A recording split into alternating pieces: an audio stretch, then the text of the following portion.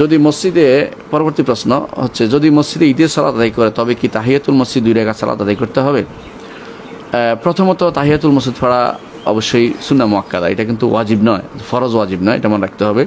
তাহিয়াতুল মসজিদ সুন্নাহ মুআক্কাদা, তাকিদ দেয়া সুন্নত, এটা হচ্ছে বিশুদ্ধতম মত। সুতরাং যে কেউ মসজিদে ঢুকবে তার জন্য 2 রাকাত তাহিয়াতুল মসজিদ পড়া হচ্ছে সুন্নত। ঈদের দিনে আগে পিছিয়ে সালাত নাই, অর্থ হচ্ছে ঈদের সাথে সংশ্লিষ্ট কোনো সালাত নেই। কিন্তু তাই বলে ঈদের দিনে আপনি ফজরের সালাতের পরে আপনি এশরাক পড়বেন না, এটা কিন্তু নয়। আপনি পড়বেন, বিশুদ্ধ মত হচ্ছে আপনি পড়বেন। এমনকি যে ব্যক্তি ঈদের রাতে তাহাজ্জুদ পড়বে, কোনো সমস্যা নেই, ঈদের রাতে তাহাজ্জুদ পড়া যায়, কোনো সমস্যা নেই। ঈদের দিনেও তিনি ইবাদত করতে পারবেন যদি কোনো তার সালাত পড়তে দেরি হয়। তা এশরাকের সময় পড়ায় না, পরে পড়াচ্ছে সালাত, অনেক জায়গাতে সালাত পড়তে দেরি, 10টা বাজে সালাত, অনেক বাজে 9টা বাজে সালাত, তিনি ঈদে এশরাক পড়তে পারবেন, তিনি ইয়াও পড়তে পারবেন, তিনি সেদিন তার সালাতুদ দুহা বা চারটা সালাতও পড়তে পারবেন যদি কোনো দেরি হয়। আর দেরি না হলে, দেরি যেন না হয় এই জন্যই মূলত বলা হচ্ছে সেদিন কোনো নফল সালাত যেন না পড়া হয়, অর্থাৎ যেন সূর্য ওঠার পরেই, সূর্য ওঠার পরে যখন সূর্য একেবারে স্পষ্ট হয়ে যাবে, আলো বের হয়ে যাবে, তখন সেখানে যেন সে ঈদের সালাতটা যেন হয়। এটা হচ্ছে একটা সুন্নত তরিকা, ঈদের সালাত একটু দ্রুত পড়া, এটা হচ্ছে অত দ্রুত মানে তাড়াতাড়ি পড়ে ফেলা, দেরি না করা, এটা হচ্ছে কিন্তু সুন্নত তরিকা ঈদের সালাতের জন্য। সেই জন্য ঈদের সালাতে আপনি যদি আপনি দেরি করে মসজিদে ঢুকেন, অথবা ঈদের সালাত হয়নি দেরি হবে, আপনি মসজিদে ঢুকে বসছেন, ঈদের সালাত মসজিদে হবে, তখন আপনি 2 রাকাত পড়ে বসবেন। এই 2 রাকাত হচ্ছে মসজিদের জন্য, এটা হচ্ছে কারণ, এটা কারণে পড়তে হচ্ছে, এটা কোনো ইচ্ছাকৃত ঈদের সালাত দেরি করার জন্য আপনি পড়ছেন না।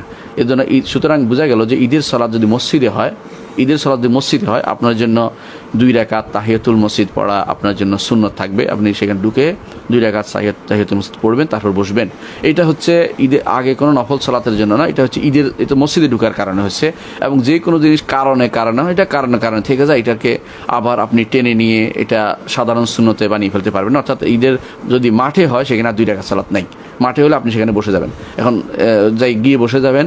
আর যদি মাঠে না হয়, মসজিদে হয়, তখন আপনাকে সেখানে 2 রাকাত তাহিয়াতুল মসজিদ আদায় করবেন। এটা হচ্ছে সুন্নত তরিকা। আশা করি বুঝতে পারছেন। প্রশ্ন করেছেন, আমাদের সমাজে অনেক সময় দেখা যায় হিন্দুদের সাথে চলাফেরা করতে হয়। এখন একজন বাবা সমতল হিন্দুকে আমি কি বলে সম্বোধন করব? একজন বাবা সমতুল্য মনে হয় হিন্দুকে আমি কি বলে সম্বোধন করব? এই ব্যক্তি কি আঙ্কেল বা ভাই সম্বোধন করা কি ঠিক হবে? প্রথমত, দুনিয়ার বুকে মানুষ সবার সাথে চলবে, এটা নাজায়েজ নয়।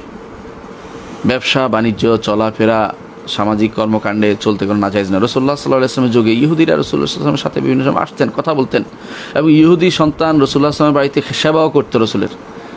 রাসূলুল্লাহ সাল্লাল্লাহু আলাইহি ওয়াসাল্লামের চেয়ে উত্তম ব্যক্তি আর কেউ হতে পারে না। সুতরাং অন্যান্য জাতির লোকেরা আসবে, কথাবার্তা বলবে, সামাজিক বিভিন্ন কর্মকাণ্ডে অংশগ্রহণ করবে, অথবা বিভিন্ন দায়িত্ব বুঝিয়ে দিবে, চাকরি করলে তারা কথা বলবে, তাদের সাথে আপনি আলোচনা করবেন। এটা শরীয়ত নিষেধ করে না কোনো দিনই। নিষেধ করে অন্তরঙ্গ বন্ধু হিসেবে গ্রহণ করা, নিষেধ করে অন্তরঙ্গ বন্ধু হিসেবে কোনো হিন্দুকে নেওয়া যাবে না, কোনো বৌদ্ধকে নেওয়া যাবে না, কোনো খ্রিস্টানকে, ইহুদিকে, কখনো, অর্থাৎ কোনো কাফেরকে অন্তরঙ্গ বন্ধু হিসেবে নেওয়া যাবে না। আল্লাহ তাআলা কোরআনে কারীম বলেছেন, লা ইয়াত্তাখিযুল মুমিনুনাল কাফিরিনা আউলিয়া মিন দুনিল মুমিনিন। ইমানদাররা কখনো কাফেরদেরকে একান্ত বন্ধু হিসেবে নিতে পারবে না। সুতরাং বন্ধু হিসেবে না নিচ্ছেন, এখন তারপর সমাজে চলতেছেন, আপনার যাইতে হচ্ছে কোনো টাকা উঠাইতে, চাকরি করতে, পড়াতে, কোনো কিছু করতে, আপনাকে অবশ্যই তাদের সাথে চলতে হচ্ছে। এটাকে শরীয়ত নিষেধ করে না। বরং এইটা ব্যবসা বাণিজ্যের ক্ষেত্রে তো আপনার এটা চলতেই হয়। অনেকে তারা ভালো ব্যবসা করে, আপনি তাদের সাথে একাত্র ব্যবসা করছেন, এটা তো নাজায়েজ নয়। কারণ ব্যবসার ভিতরে যদি কোনো সেই দিকে হালাল ব্যবসা করে, আপনি তার সাথে অংশগ্রহণ করলেন, অসুবিধা নেই। হিন্দু হালাল ব্যবসা করতে পারে, অনেকে মনে করে হিন্দু বুঝে হালাল ব্যবসা করবে না। আপনি তাকে বলবেন যে তুমি সুদ খেয়েও না, তুমি বেচা কিনা করো, তার হালাল হলো, নাজায়েজ হওয়ার কি আছে?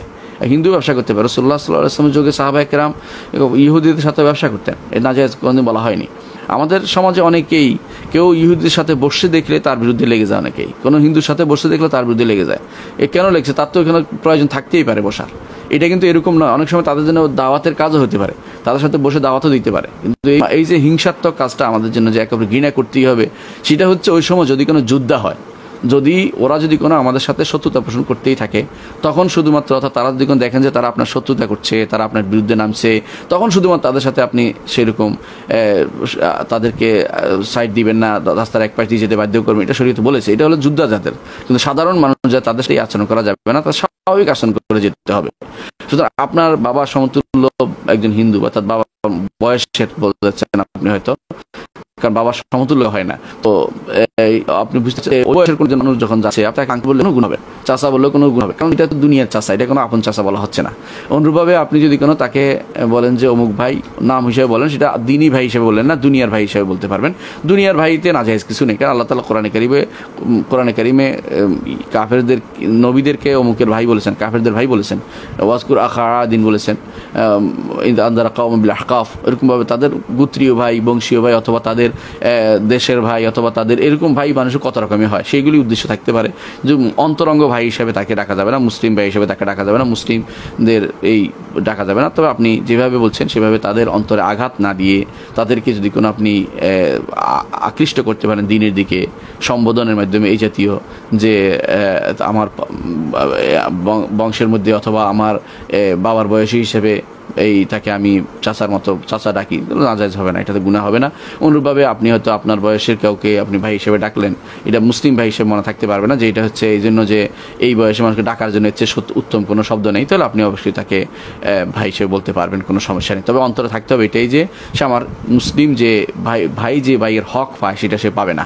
অর্থাৎ ভাই হক আছে অনেকগুলো, তাকে সালাম দেয়া, তার সালামের জবাব দেয়া, তার হাসি দিলে হাসির উত্তর দেয়া, এবং সে দাওয়াত দিলে তার দাওয়াতে শরিক হওয়া, অনুরূপভাবে তার জানাজার পিছনে যাওয়া, অনুরূপভাবে তার ঋণ থাকলে তার ঋণ পরিশোধে এগিয়ে যাওয়া, তার বিপদ আপদে এগিয়ে যাওয়া, তার অসুখ হলে তাকে দেখতে যাওয়া, এই যে ভাইয়ের যে খেসালগুলি আছে যে সেগুলি সে পাবে না। তবে সে সামাজিকভাবে সে ভাই হিসেবে চলছে, কারণ তাকে আমি অন্য কোনো সম্বোধনের কোনো শব্দ পাচ্ছি না, বা এত উত্তম শব্দ তার জানা নেই।